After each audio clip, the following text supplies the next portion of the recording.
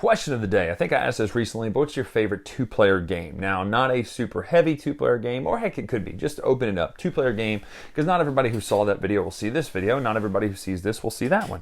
What is your favorite two-player game? Now, mine is Twilight Struggle, hands down, every time. I'm going to say that. However, Undaunted, boy, that was a good game. But today we're talking about a two-player game that's lighter in flavor, and it has a really nice theme. It's Kodama Duo. So you're building trees in the Kodama forest, and you're just is whimsical sort of look, and you're getting tokens and points based on how you can build your tree, and you start to actually physically build your tree out. It's really cool looking. The game just looks great on the table. So this is Kodama Duo. Let's take a look at how it plays, what it does, and we'll come back up, talk final thoughts right now.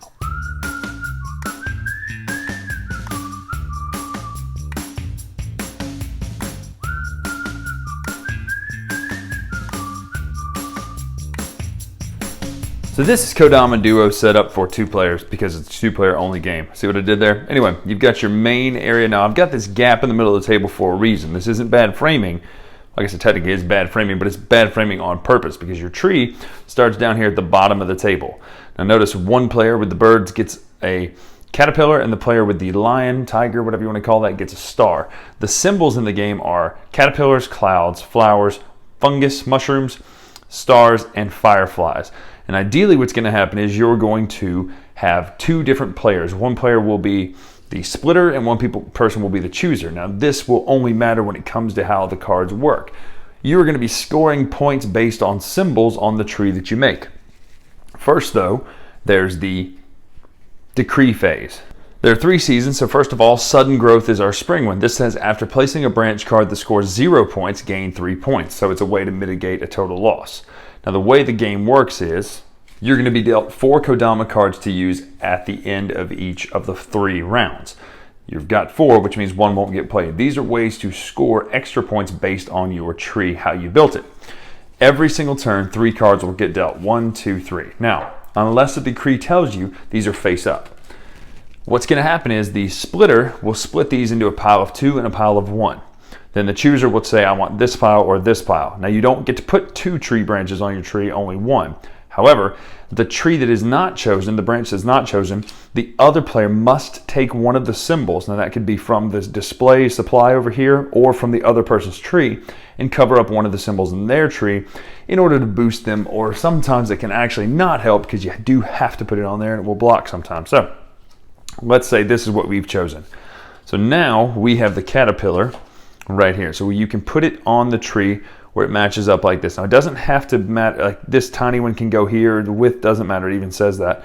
So let's just say we put this. Now we're going to count down symbols, instances of symbols from the card that we just placed and the ones touching it, drawing a straight line back down to the bottom of the tree. Now that matters because you can't go looping around. It has to be back down towards the tree. So right now we have 1, 2 caterpillars, nothing else. We would score 2 points on our tracker over here. You're going to keep doing that to where you're going to get some cards out here and get a whole lot of instances of symbols and different things. So we now have this, and let's just say I would have taken the cloud symbol and covered up this firefly. So now we have 1, 2 stars, 1, 2, 3 caterpillars, 1, 2 clouds, and 1, 2 flowers. So that's how many points we would score. So that's 1, 2, 3, 4, 5, 6, 7, 8, 9. 9 different points we would score for this in our round. Then after you've done this 4 times, you're going to choose one of your Kodama cards here and play it. So ours says score 3 points for each branch card with a cloud on your tree, lose 1 for each branch card with a cloud in the discard pile. So we would get 3, 6 minus the 1, so we'd get 5 points for that. You're going to do that 3 times. The only thing that will change is you'll get a summer decree and then a fall decree. The person with the most points at the end of the game wins the game. That is how you play Kodama Duo. Simple, but effective.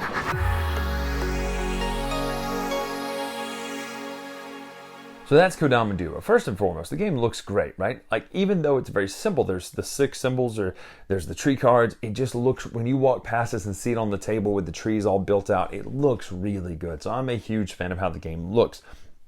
The art direction works as well because you get the feeling that that a lot of thought went into the number of symbols on cards, etc., and the symbols are really clear, and counting them back is really easy. Like those little details like that in the direction and design of this game really just work. And it's great how it plays using those simple mechanics of laying the cards out into a tree shape and then seeing it at the end. But that's how it looks. How it plays is a different story. How does this game play?